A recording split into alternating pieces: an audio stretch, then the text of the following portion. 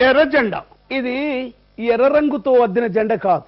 Chicago పట్టణంలో రాత్రింబౌలు ఎద్దులా పనిచేసే శ్రామికులు తినగా మిగిలింది మాకు తిండికి కావాలన్నారు.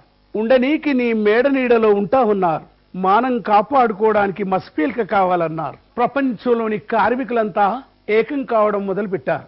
ప్రపంచ కార్మికులారా ఏకం కండి, ప్రపంచ కార్మికులారా ఏకం కండి అనే నినాదం ప్రపంచమంతా వచ్చింది. కార్మికుల శక్తి ముందు ఏ శక్తి నిలవదని చెప్పి లక్షలాది కోట్లాది మంది కార్మికులు ప్రజలంతా ఇలా పిడికిలు బిగించారు. ఇలా మహాశక్తిగా మారిపోయారు. ప్రపంచంలోని మానవాళినంతా ఏకం చేశారు.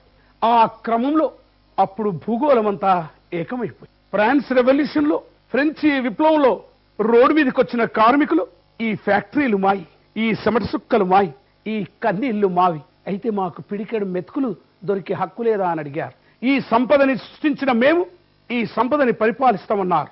అలా ప్రపంచంలో ఒక కొత్త యుగం మొదలై అదే శ్రామిక యుగం, అదే శ్రామిక విప్లవం.